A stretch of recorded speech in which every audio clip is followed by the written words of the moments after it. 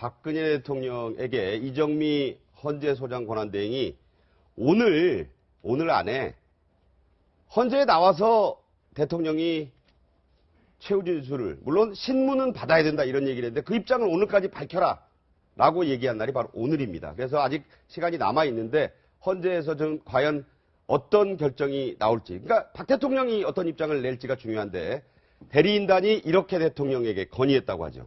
네, 대통령의 출석과 관련해서 헌재에 출석하는 것이 기회다라는 의견을 청와대에 보냈다. 대리인단 다수가 그런 의견을 표명을 했다라고 지금 얘기를 하고 있거든요. 자, 그런 건의를 받은 대통령, 그건 어떤 입장일까요, 지금? 일단 정답을 네. 먼저 말씀드리면, 예측을 해보면 네. 원래는 사실은 대통령은 나가서 말씀하셔야죠. 네. 왜냐하면 이거는 권리예요. 의무가 아니에요. 대통령이 할 수 있는, 갖고 있는 카드예요. 네. 근데 제가 볼 때 처음에 뭐라 그랬냐면, 최후 진술은 할 수 있대. 일방적으로 그 할 수 있게만 해달라. 네. 나 신문은 못 받겠다. 지금 이렇게 얘기한 거잖아요. 좀 그렇죠. 궁색해 보이잖아요.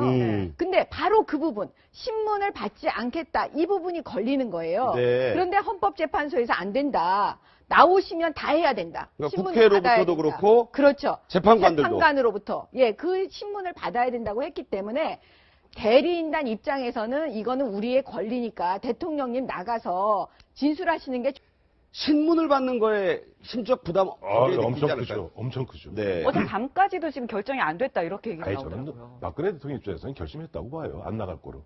안 나갈 거. 안 나갈 거로 결심. 네. 왜냐니까 가서 거기서 보면은 재판관들 8분 재판관들이 입장이야 뭐 덜하겠습니다만은 국회 소추단이 있지 않습니까? 네. 박성동 위원을 비롯해서 박범계 의원들이 정말 날카로운 질문을 퍼부었을 때 거기서 뭐라고 얘기하겠습니까? 그렇겠죠. 거기에 보면 그 순간만은 어떻게 변호사들의 조력도 받기도 쉽지 않아요. 그런 상태에서 흔한 얘기를 그렇다고 뭐 꿀먹은 벙어리와 입 다물고 계시겠습니까? 그러니까 이론적으로는 나와서 자기의 권리를 갖다가 실현하는 게 맞는데 박근혜 대통령이 정무적으로 판단할 겁니다. 여기 나와서 내 뒷모습만 찍힌 가운데 거기에서 일방적으로 내가 그들에게 당하는 모습을 갖다가 기록에 남기느니 네. 차라리 그렇다고 그래갖고 나온다고 그래서 지금 이정미 재판관이 3월 13일 이후로 이른바 이정미 재판관 퇴임 이후로 결론이 미뤄질 가능성은 거의 전무하거든요. 아, 네. 그렇다면 굳이 그렇게 나가면서까지 흔한 얘기로 자기 자신은 신문을 당하고 그렇다고 3월 13일을 넘기지도 못하는 그런 선택을 하기보다는 차라리 보면은 어떠한 순간 어떤 계기를 찾아서 예전에 정규재 TV 또 그 전에 보면은 청와대 출입 기자단과의 간담회 하듯이 대국민 메시지를 직접 본인이 전달하는 그런 방법을 택할 가능성이 크다. 저는 그렇게 보고 네. 있습니다. 서영호 소장. 저도 이미 대통령은 마음속에 결정을 내렸다고 생각합니다. 이미 헌법재판관, 이정미 재판관이 뭐라 그랬냐면 나오고 안 나오고 대통령의 선택의 자유인데 네. 아무 때나 나오거나 하고 싶은 말만 해서는 안 된다. 즉, 그 얘기는 분명히 얘기를 했죠. 예, 나올 날짜를 정해주고 그리고 그 기인을 재판관들이 헌법재판소에 정하겠다라고 얘기했고 나온다면 재판관들과 국회 소추위원단의 신문을 받아야 한다는 얘기를 했기 때문에 그 얘기를 들은 이상 대통령은 내가 아무리 나간다 해도 3월 13일 이후로 헌재 판결이 진행되기는 어렵구나라고 생각했기 때문에 제가 볼 때는 실익이 없다고 생각하고 나오지 않겠다라고 마음을 먹은 것 같다는 생각이 듭니다. 네. 서석구 변호사가 이런 말을 했습니다. 3월 13일에 대한 얘기인데 이정미 소장 권한대행의 퇴임일이죠. 들어보시겠습니다. 야당 국회도 3월 13일 내에 끝내라.